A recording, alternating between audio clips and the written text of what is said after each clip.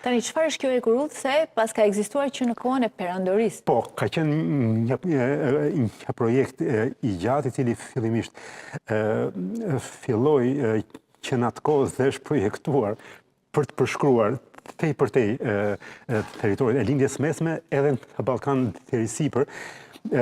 Janë korridore ekonomike që do zvoglonin distancat e mëdha në perandorinë osmane.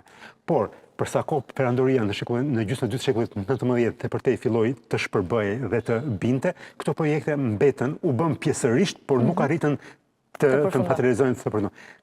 Kjo po kërkohet që të bëhet tani më, sepse bëhet fjalë për territoret më strategjike të botës në çdo aspekt. Që nis nga Arabia Saudite? Dhe përshkon edhe Anadollin. Edhe Anadollin. Po në Ballkan nga kalon si projekt? Ka qenë ky projekt sepse është menduar të mos futemi do të futemi gjërësisht. Ky projekt deri në luftën e parë botërore është mbështetur nga Gjermania. Prandaj ka pasur edhe ambicie për ta ndaluar nga Franca, nga Britania, ribërja e rajonit nga këto dy shtete e pengoi Aleanca Osmano-Gjermane në luftën e parë botërore. Pra, situata atje gjithmonë ka qenë e ndërlikuar sepse ka pasur interferenca të fuqishme të fuqive të mëdha. Ndoshta prandaj britanikët nënshkruan një marrëveshje së fundmi me Turqinë për çështjen e armatimit. Mbledhja samiti i fundit i NATO-s, disa gjëra interesante, po midis tyre ishte prezenca e presidentit Zelenski, kreu i shtetit sirian El Shara, por edhe krerët e vendeve të Pacifikut, të lindjes së largme. Pra ishin sinjale të rëndësishme edhe për Rusinë, edhe për Iranin, edhe për Kinën.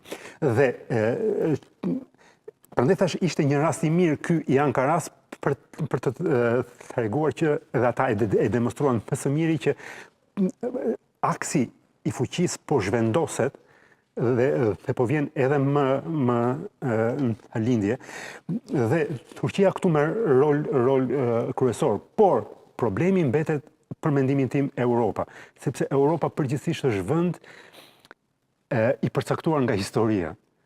Nuk arrin kohezionin e dur përsa kohë shtetet e kanë shumë të freskët ngjarjet historike që kanë ndodhur, jo vetëm sot, po edhe kohë më parë. Dhe këtu është gjithë problemi. Turqia po kërkon të ingranohet në arkitekturën e re europiane në kushtet kur Shtetet Bashkuara po kërkojnë të tërhiqen gradualisht. Dhe po të shohësh deklaratat e ushtarakëve më të lartë të vendeve tek e tek, por edhe të NATO-s europianët, e vënë në dukje rolin kritik, thonë, që ka Turqia në kushtet e reja ku Shtetet Bashkuara po të rriqen. Po do jenë vendimarrësit politik aq të mençur sa ata të i kalojnë historinë dhe marrëdhëniet që ka pasur me Turqinë osmane, të themi, dhe të arrihet ky kohezion në fushën e sigurisë, kjo mbetet për tu parë.